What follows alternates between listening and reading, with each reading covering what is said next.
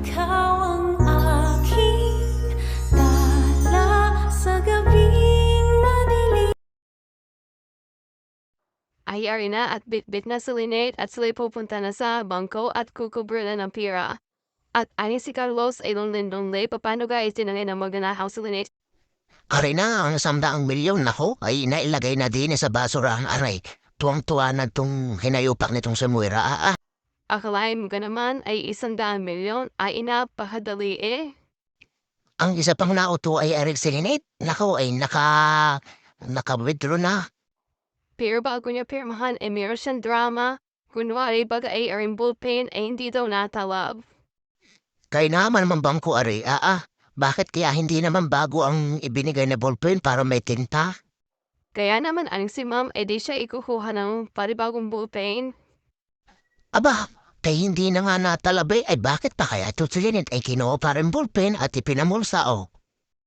Ayon na si Moira, nag-report na kay Balhaja na kuhanin na daw yung pira. Bahagaling din ang direktor na rin. Ang basura na talagang walang laman para talaga sa pera ayaw.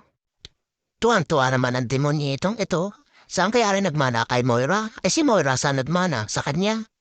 Ang dalian mo na Balhaja, baka yun ay makuha pa ng iba ay ahalain mo 100 milyon yun. Nagpretend pa rin maglilinis kunyari ay? Aring si Moira kahit na ari ay masama ang ugali. Aba, ay maganda naman ang ngipin o kagandang gumiti eh. Ayun na nga at kinulekta ng kanyang mga gamit at siya lumabas na sa kanyang pinagtataguan. Sa wakas naman ay dumating na si Ma'am at nakapirma na din si Lynette at siya'y aalis na. Pero itong si Lynette, parang may iniisip pa rin. Ano kaya iyon? Aring si Kuya Guard ay pakalat-kalat. Ayan, ay di kinakita agad ni Lynette. Iniyahan ko tuloy at tinihinga ka ngayon ng tulong. Ano ka namang tulong daw ang iyong kailangan? Ay panay kang sabi na kailangan mo ng tulong ay hindi mo sabihin. Ayan, napansin ka tuloy ng isang magnanakaw na iyang kasakasama mo. Iti ngayon na hindi mo nasabi tuloy kay Kuya Juan ang dapat mong sabihin. Ano namang isang aray, very timing eh. Kunyari may tatanong pa dahil kay Kuya Gerd eh. Tatakot suloy si Lynette. Kaya ayan, nagdahilan na laang ng masakit ang kanya na lamunan at kailangan daw niya ng tubig, bigay. Kabait ni Kuya Gerd, goto ay maupo muna at ikaw ay kukuha ng tubig. Diga ikaw ay pinagsabihan na huwag kang gagawa ng kairos na hindi nila makugustuhan. Ayan, di ko na sermon ng tuloy. Aring si Harry ay gustong ipaalam kay Annalyn ang nangyari sa kanyang ina. Pero ari namang impaktong ari abay ayaw na maipaalam kay Annalyn. Sasabihin ka naman ni Carlos yung kay Annalyn, ay natural ay hindi, ay ayaw niyang maging bida si Annalyn eh.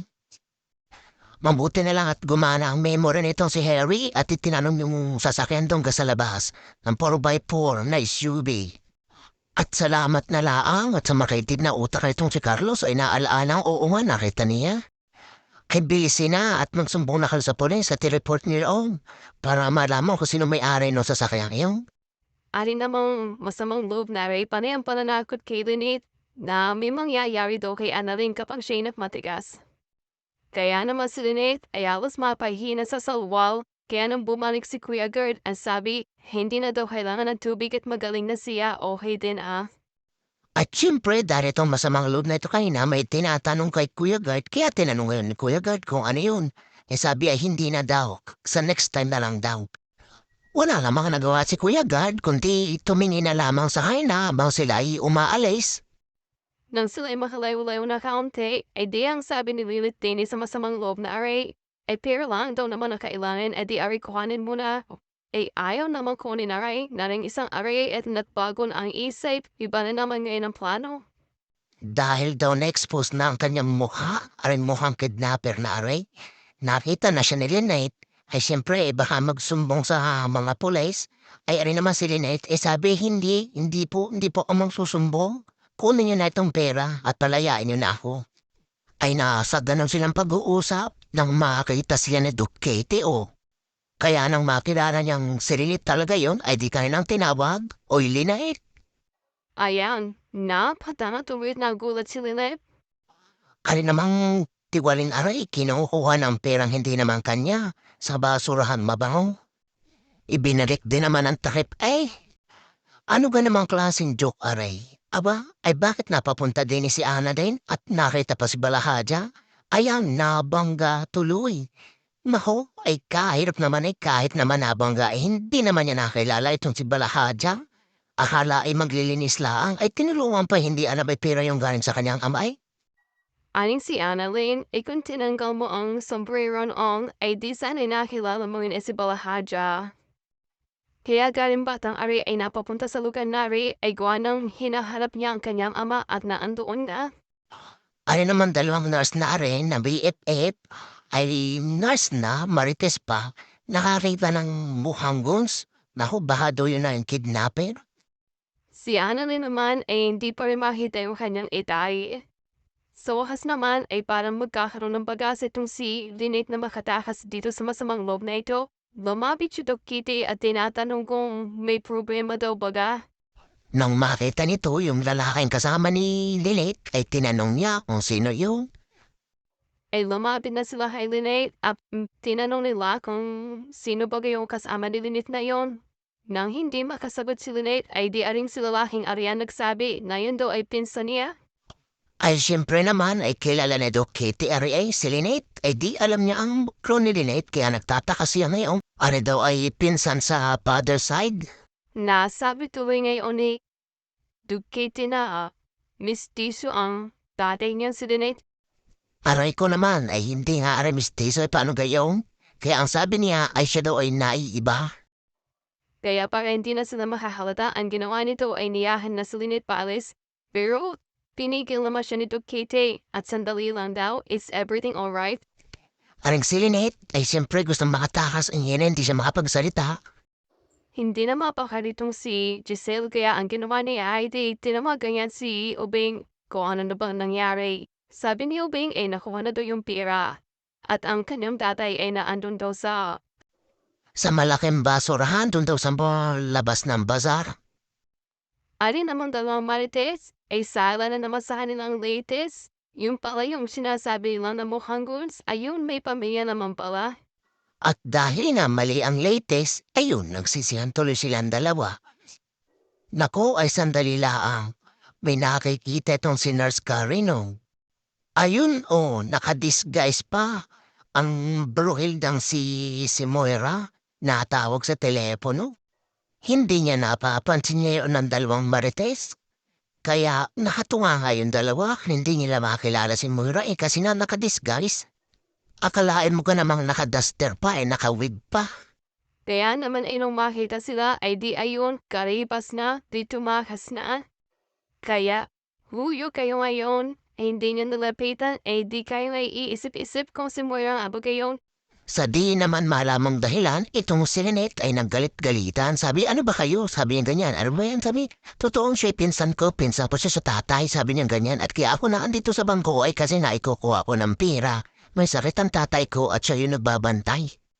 Kaya maiyak-iyak na siyang sinabi sa mga ito ay siya at kami aalis na. Naiwan naman silang nahatunga nga din na hindi mahapaniwala. Totoo nga kaya yung. Si Annalyn naman, ayun, natagpuan na niya kanyang tatay din sa loob. Kaya sinabi ni RJ dito na ang kanyang daw lulo ay naando daw sa basurahan. Ay kagaling din naman ng masamang loob na rin at pinuri din naman si Lynette na tanggaling daw magdrama. Kamalas mo naman, hindi naniwala si Doc Katie kaya ang ginawa ay sinundan siya at paglino niya, hinampas siya ng bag. Nilapitan ni Dax itong kanyang kasama. Ang sabi ay, ano nangyari sa iyo? Natakasan ka na naman, tanji ay ka. Hinanap na nga nila RJ si Don Pepe, din sa basurahan, tinignan, kinalkal nila ni Annalyn. Yung mga basura nandoon kung naandun nga si Don Pepe. Sabi ng mga namumulat ng basura, ano daw ba yung hinahanap nila doon? Wala daw si Don Pepe kaya tinanong nila kung meron pa doon basurahan. Sabi ng mga namumulot, sabi meron po doon pa sa labas. Ay naman sila Lynette, takbo. Naghahanap sila ng madataguan. Nung nakakubli na sila, tinanong ni Doc Katie kung sino ba talaga yun kasi masama na talaga ang kutob niya. Kasi nga wala naman sinasabi si Annalyn na kamag-anak nila at lalo pang nakumpirma ng sinabi niyang tungkol sa tatay niya. Paano ga naman? Ang tatay daw ay nasa ospital. Yun naman pala'y matagal ang patay ang tatay ni Lynette. Kaya sinabi na ni Lynette ang totoo na yun ay magnanahaw. Ay naman dalawang marites na nurse, ay di hinahanap nila ngayon si Moira kung nasaan kung si Moira nga ba gayon.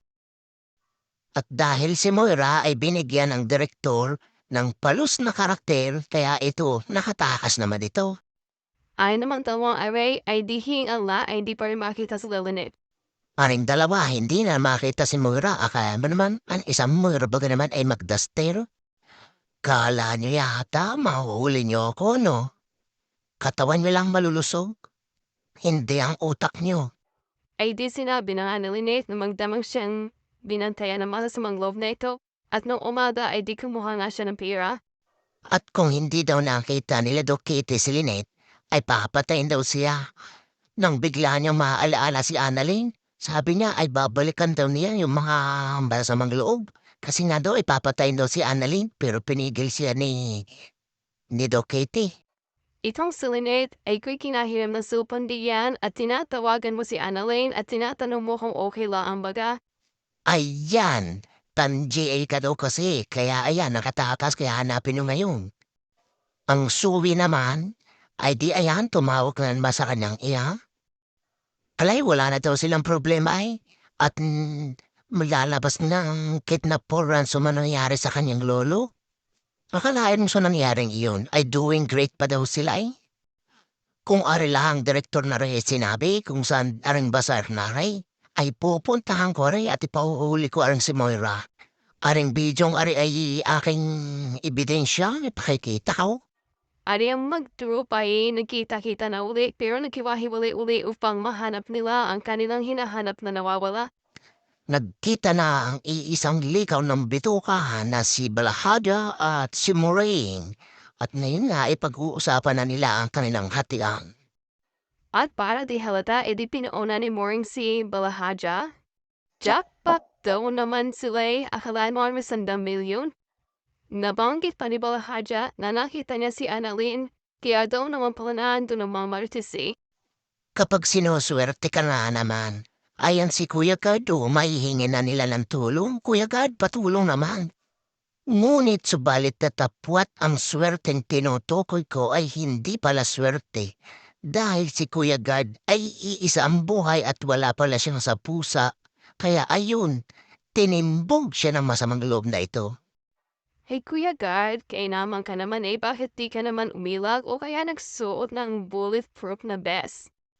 Ayan nga, dahil nga isang buhay ni Kuya Gard, ayan, naghiwa-hiwalay na naman sila sa pagtakas. Kanya-kanya silang ligtas na mga sarili-sarili nila. Aba, kagaling na naman oh. Sinabi niyang hindi tatalabing bulpen, kaya ayong daladala niya ngayon ay gagawin niyang mga yung panaksak. Umalis na yung mga kasama mo. Iniwan ka. Aba, ay handang-handa na ang bulpen ni Linito. Saan kaya tatama, are?